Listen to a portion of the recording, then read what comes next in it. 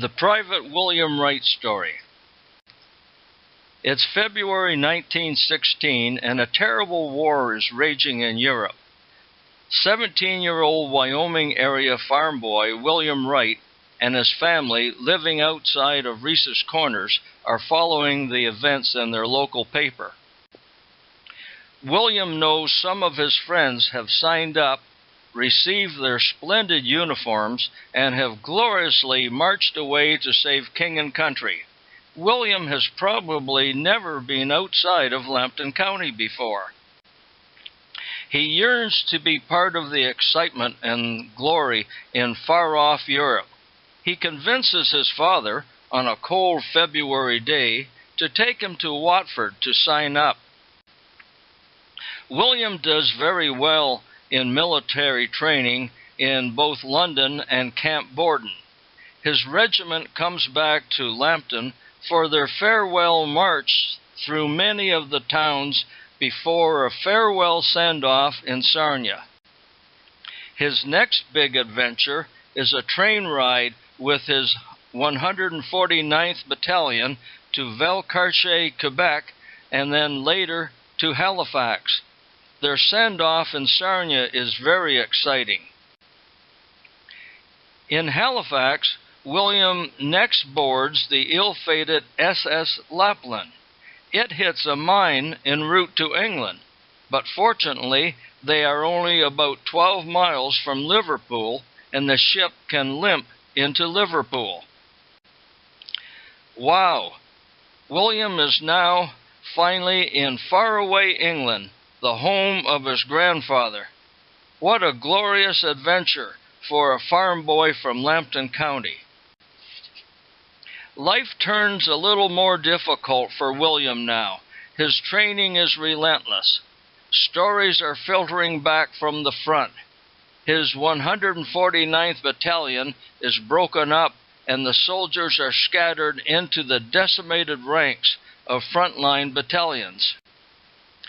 The casualty rates are so high, with repeated attacks on German trenches, it almost makes one wonder if the objective is to push enough young men into the face of enemy guns just to run them out of ammunition. William boards a troop ship for a short trip to France with his now new 49th Battalion.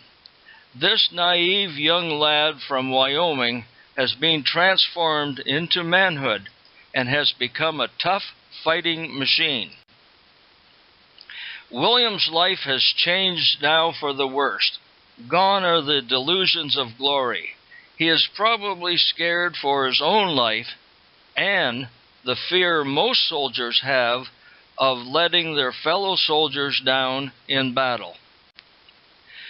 William is very active on the Western Front in 1918 at places like Arras and Cambrai.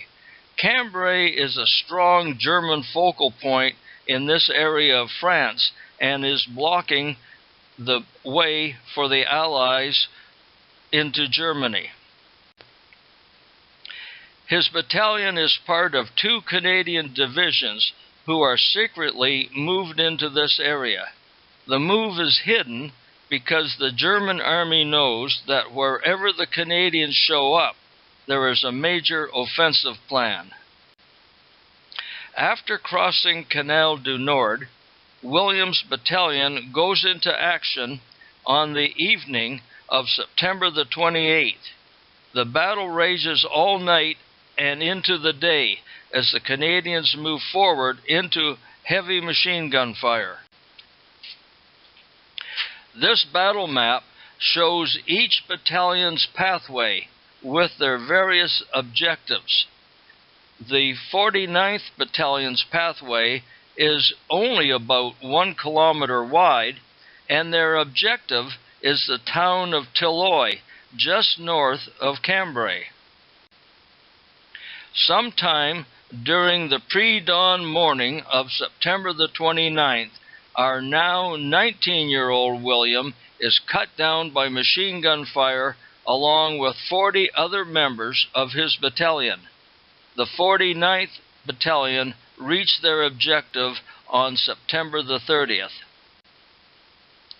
We believe his body lay on the battlefield for a few days until the German army is pushed far enough to the east to make it safe for the burial parties to retrieve the bodies.